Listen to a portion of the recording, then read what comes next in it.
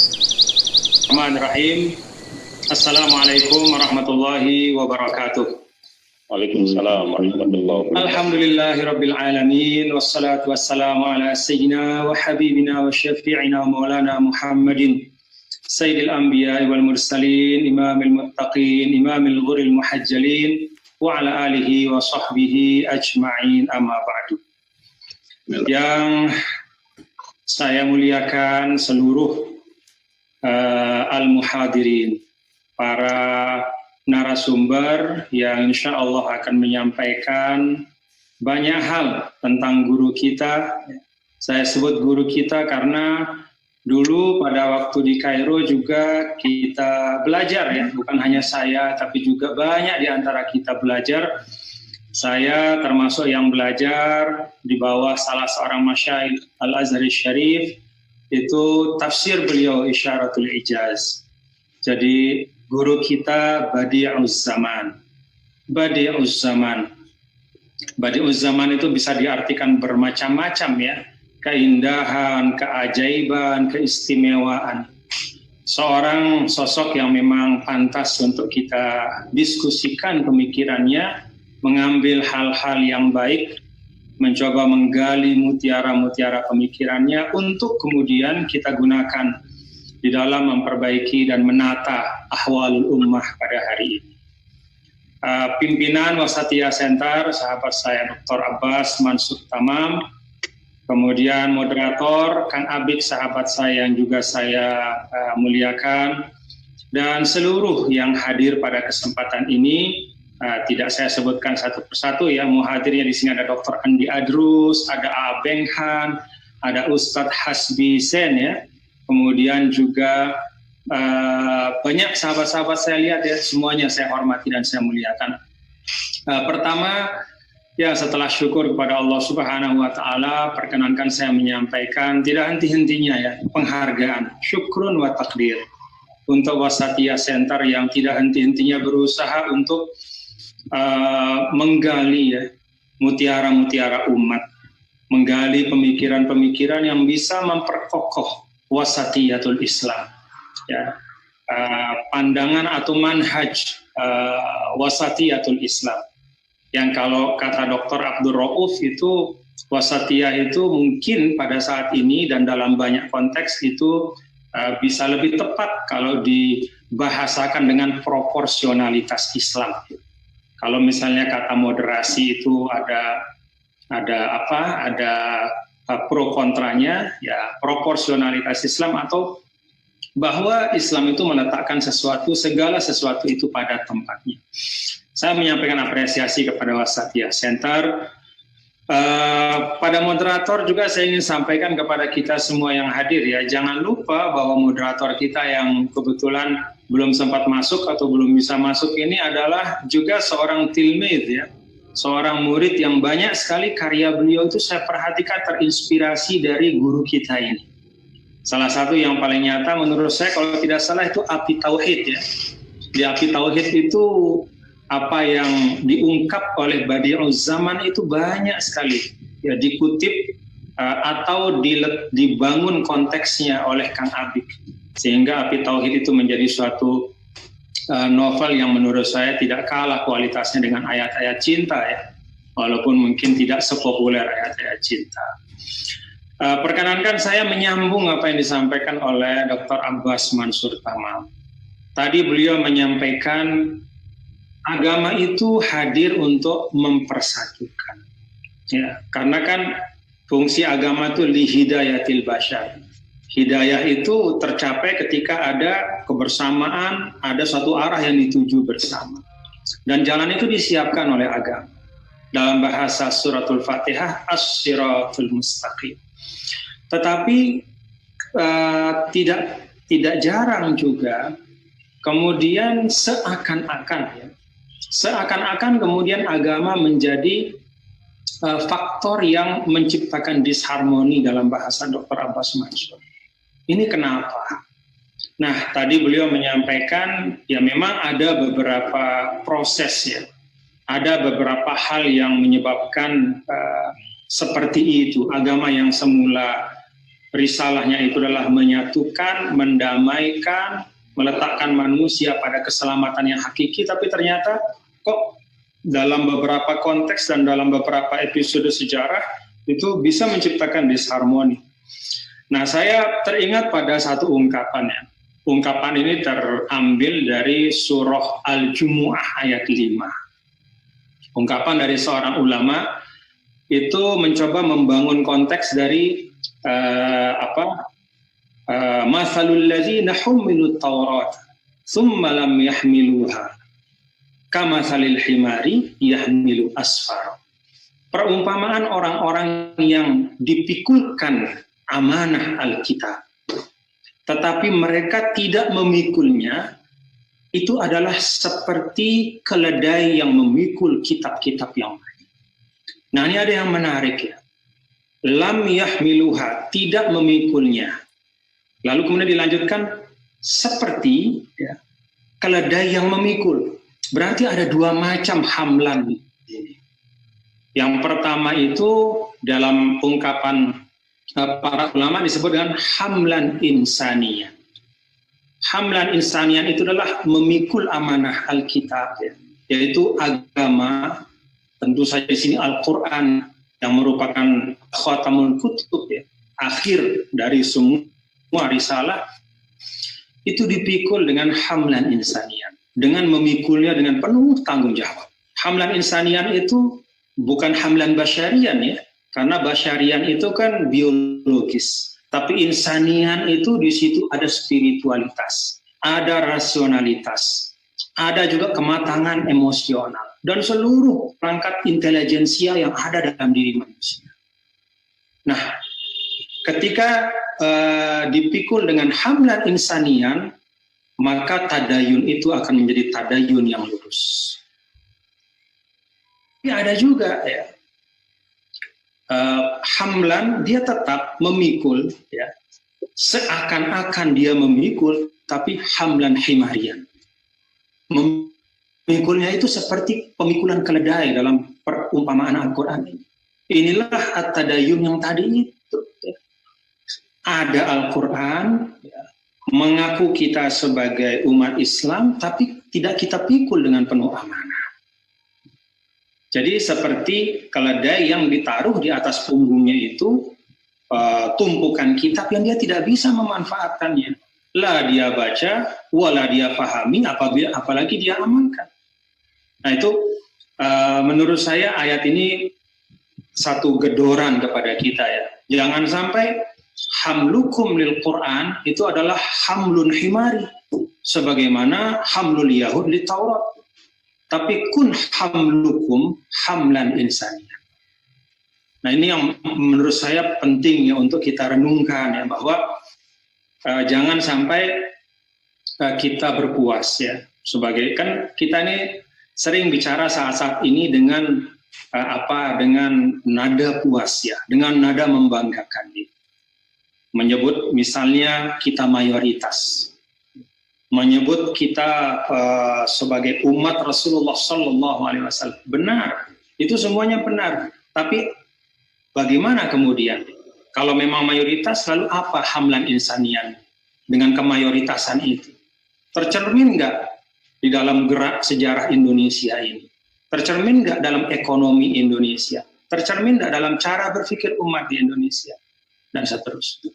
Nah jadi ini menurut saya ingin sambung sedikit dari Syekh Abbas Mansur tadi, bahwa PR kita ya, pengingat bagi kita bahwa yuk kita emban ya, din ini dengan seluruh potensi yang kita miliki, dengan seluruh amanah yang ada, dengan kesungguhan. Di situ mencakup semua, dan termasuk nanti Badi'uz Zaman bisa kita lihat itu meletakkan semua potensi itu dalam satu alur yang sama. Nah ini yang ingin saya sampaikan sebagai hal yang kedua ya, bahwa kita memang layak ya bapak-bapak dan ibu-ibu membahas Badi'uz Zaman. Kenapa? Li'annahu mujahid bima'nal kalimah. Badi'uz Zaman ini mujahid bima'nal kalimah. Dalam arti apa? Kita tahu bahwa jahada itu punya 3 cabang ya. Bentuk perjuangan itu ada 3 cabang utama. Yang pertama sering disebut dengan jihad intelektual. Jahada itu satu akar katanya kan ijtihad. Nah, jadi ijtihad itu menunjukkan upaya intelektual yang dahsyat, ya, menggali, mengolah pikirnya untuk menghasilkan pemikiran, tulisan, dan kemudian konsep-konsep yang bermanfaat untuk umat. Nah, di sini badi'uz zaman, kalau dalam bahasa kita adalah al-musaqqaf minad darajatil ula. Jadi intelektual par excellence, ya. Karena tulisan-tulisannya itu mencerminkan konsep yang utuh, ya.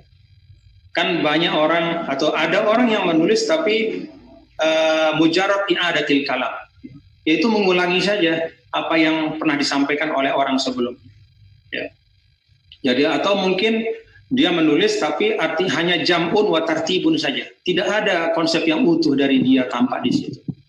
Nah, kita lihat badi'uz zaman, dia mujahid, ya, jihadan ilmian dengan melalui ijtihad yang luar biasa.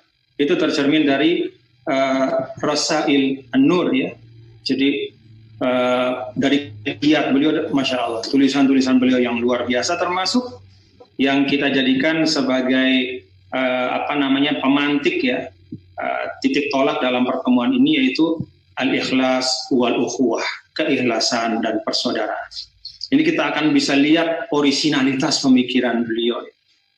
Nah, jadi itu satu. Yang kedua kan kita tahu bahwa jihad di situ juga yang kedua adalah jihad spiritual, ya. Dari itu keluar kata mujahadah. Kalau olah fikir ijtihad, kalau spiritual itu mujahadah. Nah, badi'uz zaman, kalau kita dengar dari masyayikh kita di Al-Azhar dulu, lalu kita baca karangan-karangan beliau juga sufi minad darajatil ula. Jadi seorang ahli tasawuf, ya, pengamal tasawuf par excellence. Kenapa saya katakan demikian? Karena kita lihat juga dari keseluruhan perjalanan beliau, bagaimana perhatian beliau yang luar biasa, ya, di dalam konsep tazkiyatun nafs itu. Bagaimana konsep untuk memurnikan jiwa, membangun keikhlasan. Dan ini menurut saya tidak aneh, ya, karena akar dari tasawufnya badi'uz zaman itu al-qadiriyah, ya. Itu Sultanul Auliya Abdul Qadir Al-Jilani. Jadi tasawufnya itu memaku, ya, di bumi kokoh dan kuat, bukan tarekat-tarekatan, ya, bukan ngaku-ngaku menjadi ahli tasawuf. Kemudian intelektualitasnya itu juga kuat dan kokoh, ya, terbukti dari konsep-konsep beliau yang sangat utuh. Yang ketiga, dan ini yang menarik, ya, ini yang menarik dan tidak banyak dicontohkan oleh para ulama, yaitu beliau adalah mujahid jihadan qitalian, ya. Jadi beliau adalah prajurit perang. Beliau itu turun ke medan perang di Perang Dunia Pertama kalau tidak salah, berhadapan dengan Rusia. Sampai kalau kita baca sejarahnya, beliau sempat ditawan 2 tahun oleh Rusia. Jadi beliau prajurit, bukan seorang guru yang menyuruh muridnya pergi berperang saja, ya. Bukan seorang yang memberikan ilham dengan tulisannya untuk berperang fisabilillah karena ada Rusia yang akan menyerbu Turki pada waktu itu. Tapi beliau langsung menjadi prajurit, dan bahkan dalam sebuah riwayat disebut, mungkin bisa diluruskan, beliau menjadi komandan dari satu pasukan, ya, yang bergerak di baris depan. Nah, ini yang saya katakan bahwa badi'uz zaman mujahid, ya, bimakna al-kalimah. Jadi dia menggabungkan 3 macam, ya, perjuangan yang sangat luar biasa, yang tidak sembarang orang dan jarang sekali. Mungkin ada yang dapat 1, yang duanya enggak, ya. Mungkin ada 2, yang satunya lewat. Ada juga yang mungkin hanya berjuang di medan tempur, tapi tanpa konsep pemikiran dan juga tanpa konsep tazkiyatun nafs yang kuat, ya. Badi'uz zaman menggabungkan ketiganya. Nah, saya pikir ini ini membuat pemikiran beliau itu sangat otoritatif, sehingga pantas untuk kemudian oleh sebagian ulama, ya, oleh para pengkaji sejarah, beliau disebut sebagai Mujaddid Qarnil Tasi Asyar, ya, atau beliau adalah mujaddid dari abad yang lalu, ya, abad ke-18 ke-19, ya, abad ke-14 Hijriah. Nah, itu menurut saya yang penting, dan pertemuan ini bagi teman-teman dan kita semua ya jadikan sebagai awal untuk kemudian kita lebih mendalami lagi aspek-aspek pemikiran beliau, ya, yang sangat kaya dan sangat inspiratif. Lalu yang ketiga, saya melihat bahwa Badi'uz Zaman ini orang yang seorang ulama yang juga mutafatih. Beliau orang yang di masa pergolakan yang luar biasa, di tempat pusat pemerintahan Islam yang terakhir waktu itu ada di Turki, yang lagi diserbu oleh kekuatan-kekuatan raksasa dunia. Dia ada di situ, berbarengan dengan lahirnya komunisme, berbarengan dengan maraknya sekularisme, berbarengan dengan maraknya ateisme, tapi Badi'uz Zaman tetap punya kebesaran hati, ya, dan kesungguhan untuk membangun jisrul hiwar, ya, membangun jembatan dialog. Kalau kita baca bagaimana beliau bahkan sampai mendatangi, ya, kelompok muda itu, kelompok Jamiah Taraqi yang Kemal Atatürk CS itu, untuk mengajak mereka dialog. Kemudian setelah berdialog, lalu kemudian sampai pada kesimpulan, ini bukan sekedar untuk reformasi Turki, tapi ini ada kebencian terhadap Islam, baru beliau menarik diri. Ya, jadi melihat sudah tidak ada sama sekali niat baik dari satu sisi, baru beliau menarik diri. Kemudian juga dalam catatan kehidupan beliau membangun hubungan yang sangat baik, ya, dengan tokoh-tokoh dari agama lain, ya, termasuk dari tokoh Kristen Ortodok yang ada di Turki. Itu ada jembatan komunikasi dan dialog. Nah, ini menurut saya sesuatu yang menarik, ya, bahwa kalau kita lihat termasuk dalam risalah Al-Ukhuwah wal Ikhlas, ya, itu memang tendensi humanistik dari Badi'uz Zaman luar biasa. Jadi selain beliau seorang muslim yang betul-betul mukhlis lillahi ta'ala dalam semua, ya, fis sirri wal alam, tapi beliau juga seorang yang sangat humanis. Artinya memberikan penghargaan luar biasa kepada nilai-nilai kemanusiaan dan kepada manusia secara umum. Sehingga perbedaan-perbedaan akidah, ya, itu tidak menghalangi beliau untuk berdialog, ya, mencari titik temu. Ya.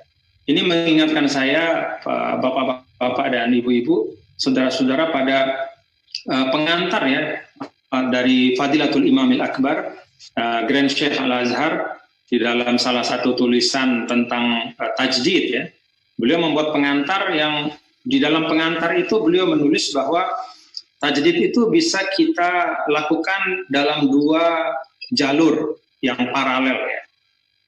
Dua garis yang paralel. Garis pertama itu adalah intilak minal kitabi was sunnah. Bergerak kita mulainya itu dari Al-Quran, hadis, lalu kemudian dari khazanah turos yang sesuai dengan kebutuhan zaman. Ya, Quran, hadis, dan kita pilih dari turos itu yang bisa sesuai dengan zaman kita. Ingat, ya, Quran, hadis, kemudian kita mencari dari kunuzit turos ma yatawafaq ma mutatallabatil asr. Nah, ada garis yang kedua, kata Fadilatul Imamil Akbar, ya, yang harus dibangun, yaitu mencari ardiyah mushtarakah, yaitu mencari tempat berdiri bersama, ya. Kita ini umat Islam, kemudian ada orang-orang non-muslim segala macam dengan segala macam ideologi, kita berupaya mencari tempat berdiri bersama. Di dalam hal apa, ya? Di dalam hal yang selain dari akidah, selain dari syariat-syariat ritual, ya, khususnya di dalam hal membangun harmoni. Nah, ini kembali kepada yang disampaikan oleh Dr. Abbas Mansur tadi, bahwa saya melihat Fadilatul Imamil Akbar itu segaris, ya, dengan Badi'uz Zaman, bahwa kita harus ya di dalam kehidupan yang sangat kompleks ini mencoba untuk membangun tempat berdiri bersama. Ya. Jadi pandangan-pandangan yang sama. Katakanlah misalnya kita bicara tentang keadilan, kemanusiaan, itu kan sama semua.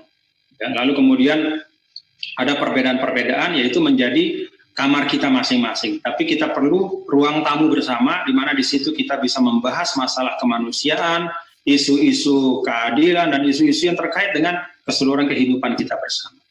Nah, ini menurut saya juga satu hal yang menarik dari Badi'uz Zaman ya. Dan itu juga yang kemudian tercermin Bapak-Bapak Ibu, ketika beliau menyampaikan pandangan beliau tentang hubungan antara ilmu agama dengan ilmu modern. Kan kita lihat ya, bahwa pada masa di mana ada hantaman besar dari luar datang, itu satu kelompok cenderung untuk menutup diri. Lalu kemudian untuk mengamankan, menyelamatkan jati diri, lalu ibaratnya pasang tempurung, ya, kunci pintu, tutup jendela, matiin lampu. Itu nggak salah juga, gitu ya.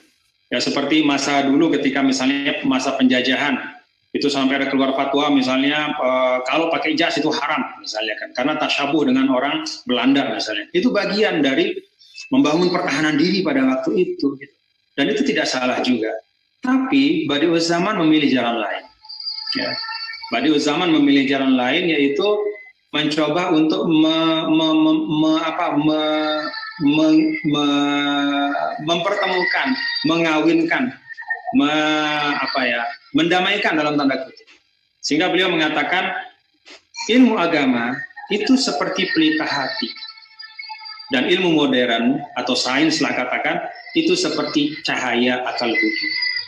Jadi ini juga penting ya untuk kita renungkan ya, bagaimana di tengah situasi yang seperti itu, di mana banyak orang kemudian membangun pandangan atau konsep yang eksklusif ya, yang menutup diri, tapi Badi'uz Zaman ternyata tidak.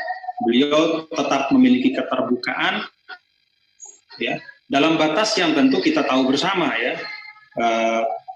Ada batasan-batasan, yaitu yang tidak berkaitan dengan akidah dan ritual ibadah kita, itu hal-hal yang terkait dengan membangun kerjasama dalam kehidupan bersama. Nah, ini menurut saya juga satu hal yang penting untuk kita ambil ya, dan ini relevan untuk kita di Indonesia ya. Jadi mengetahui dengan baik ya, ibarat satu rumah, kamar masing-masing itu kayak apa, dan ada ruang tamu di mana kita bisa duduk bersama dengan penghuni kamar-kamar lain. Nah, Badi'uz Zaman itu sudah mengeksersis itu pada masanya. Dan ini menurut saya juga sesuatu yang kalau pada masa sekarang kita bisa anggap ini biasa-biasa saja, tapi pada masa beliau itu sesuatu yang menurut saya tidak bisa dan tidak berani. Ada yang bisa tapi nggak berani gitu.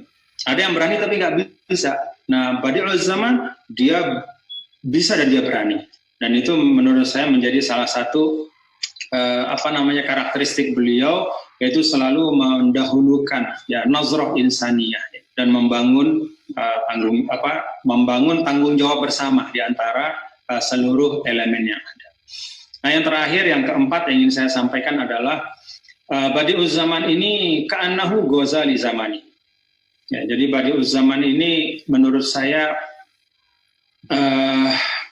menghadirkan dalam risalah ya, ukhuwah wal ikhlas itu, ikhlas wal ukhuwah itu menghadirkan satu diagnosa yang sangat detail ya.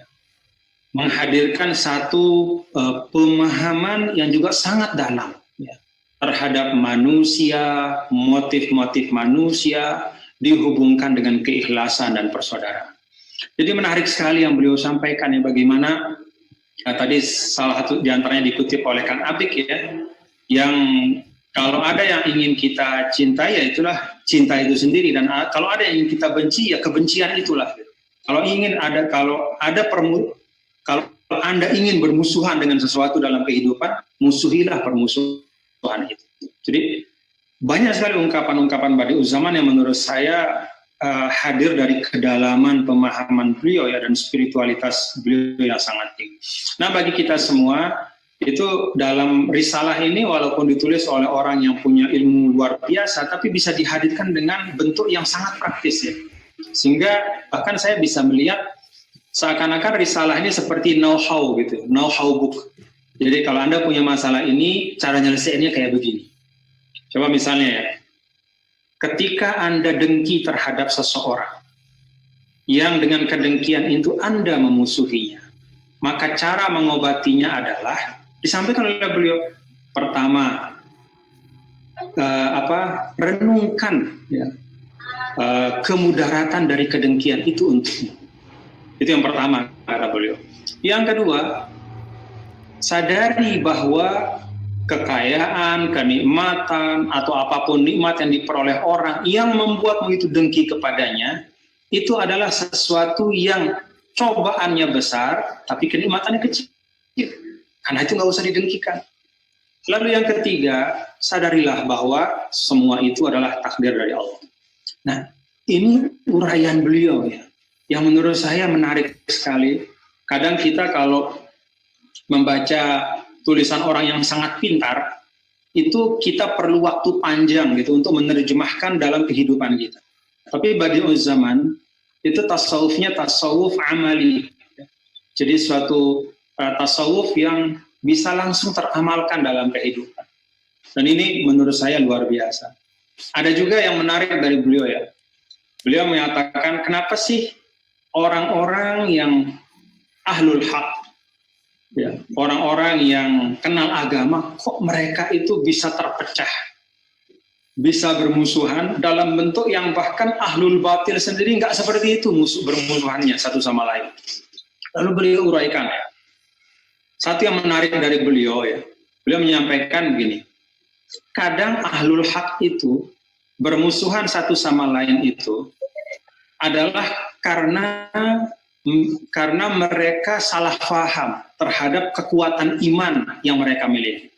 Karena mereka punya kekuatan iman, maka mereka merasa bahwa mereka tidak perlu ada kekuatan lain, sehingga mereka tidak mau membangun kebersamaan. Dicukupkan dirinya dengan iman. Sebaliknya, orang yang tidak memiliki itu, mereka merasa bahwa untuk mendapatkan kekuatan, maka mereka harus bergabung dengan yang lain. Jadi ini menarik, Bapak-bapak Ibu ya, bagaimana kemudian kesalahan kita dalam memahami ya suatu kekayaan yang kita miliki itu bisa menyebabkan kita justru menjadi mundur gitu.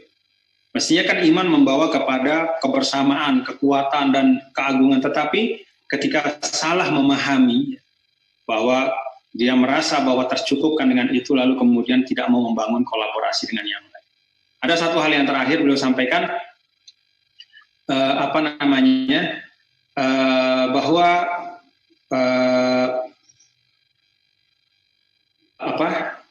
kekuatan ya,